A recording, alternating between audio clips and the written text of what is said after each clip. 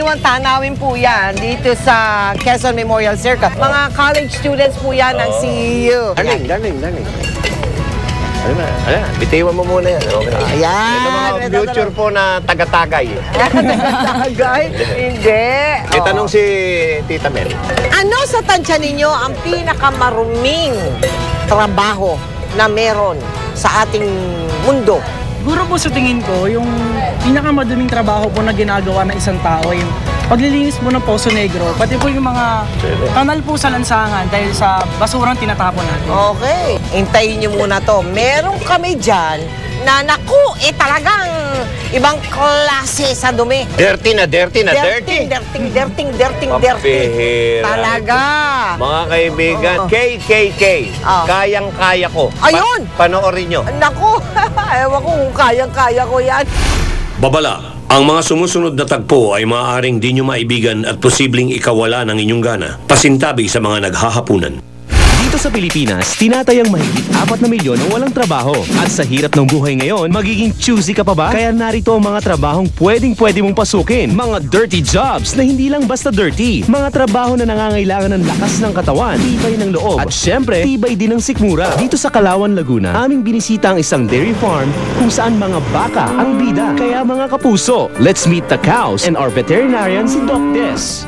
Hi, I'm Doc Tess, a veterinarian, and this is my dirty job. Para malaman nyo kung gaano kasela ng trabaho ni Doc Tess, ipapakita niya ang proseso ng artificial insemination ng baka at kung ano-ano pa. Yung mga baka kailangan secured na maayos para hindi sila gagalaw. For their own safety rin, para hindi sila masasaktan. So medyo magwawala yung baka kasi ini-invade natin yung privacy niya. Anyway, ang tinitingnan ko talaga doon is kung open ba yung cervix niya. Pag in-heat ang mga lady baka, ang mga nakukolektang similya mula sa mga lalaking cows o bulls ay i-inject at oobserbahan ng 1 buwan kung ito ay magbubuntis. Eto na! Kayanin nyo kaya? Una, isuot ang gloves. Lagyan ng lubricant. Ipasok ng dahan-dahan ang mga daliri sa puwet ng baka. Pag komportable ka na at ang baka, ay maaari mo nang ipasok ang buong braso. Pagpasok ng kamay at braso ni Doc Tess, ay sumambulat kaagad ang sariwa at masangsang na amoy na dumi ng baka. Paulit-ulit ito hanggang matanggal ang dumi nito. Hindi pumasok talaga sa isip ko na isa siyang dirty job. Although yung nakita nyo kanina, yung palpation and then yung ultrasound na humahawak ng mga tae, protected naman ako. Isa pa, part lang siya nung job ko as a veterinarian. Kung sa tingin nyo ay hindi nyo kinaya ang trabaho ni Doc Tess, kayanin nyo kaya ang dirty job number 2? Narito na ang ating kaibigang MetroAid. Ako si Marcial Araba, isang MetroAid. This is my dirty job. Kung inakala nyo na ang trabaho nila ay tagalinis at tagawalis lamang ng mga kalye, nagkakamali kayo. Dahil di lang sila pang kalsada, pang portalets pa. Dito walang takot na pinasok ni Mang Mar ang portalets na umaalingasaw sa baho at panghi. At syempre, hindi buo ang araw ni Mang Mar kung hindi puno ang toilet bowl ng kanyang paboritong alam nyo na. Kung sa madumi, talagang madumi, may mga pupo, ililinisin mo. Kuskus dito, kuskus doon. Is-is dito at buhos doon.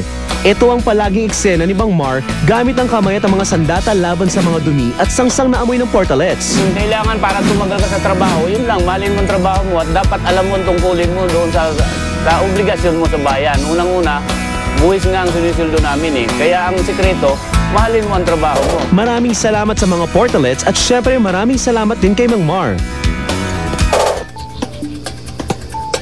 At ngayon, atin namang bigyang pugay ang dirty job ng ating mga kaminero.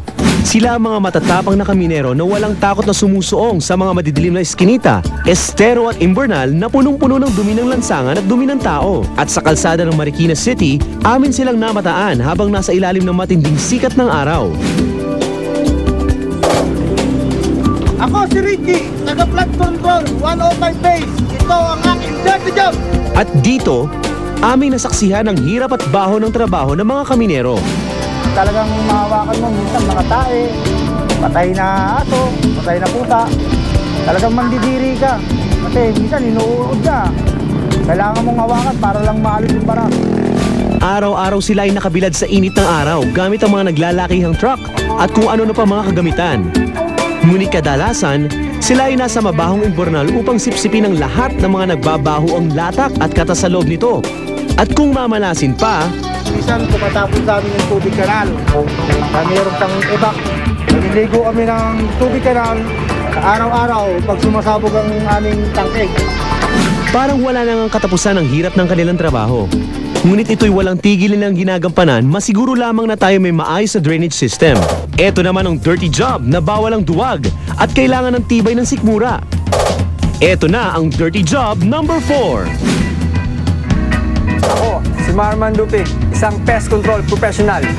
And this is my dirty job. Sila Manlupig, 5 taon nang nagtatrabaho bilang isang pest control specialist. Mortal na kalaban ng mga peste. At ang kanyang paboritong kalaban, mga daga. Bukod sa nakakapanindig balahibo at nakakadiring dumi na dala ng mga ito, kilala din sila sa mga sakit. Isinama niya kami sa kanilang operasyon.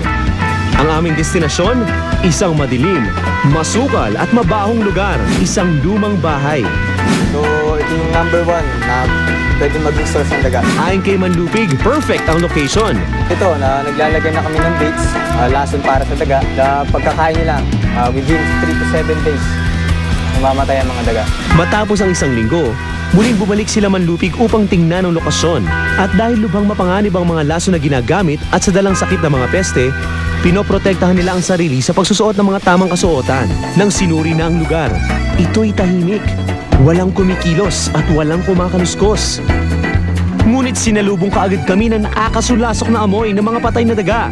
Maya-maya lang, hindi lang 1, 2 at 3 ang kanilang napatay, kundi 16 na naglalakihang mga patay na daga. At parang walang katakot-takot na hinawakan ni Manlupig ang mga gapusa sa laking mga daga. Ngayon, hindi na ako nang didire dahil ito ang trabaho namin. Ayon kay Manlupig, ang pinakamaraming napatay nilang daga ay nasa 3 sako. At dahil love ni Manlupig ang trabaho niya, aba syempre, maganda din ang resulta. Mission accomplished, mga dirty jobs. Bukod sa pagiging dirty at mabaho, ito ay mapanganib din. Para sa mga taong nabubuhay sa mabaho at nakakadiring hanap buhay, mabango pa rin kayo. Dahil kami dito sa Mel and Joey ay saludo sa inyo. Well, minahanga naman namin yung mga taong ganyan.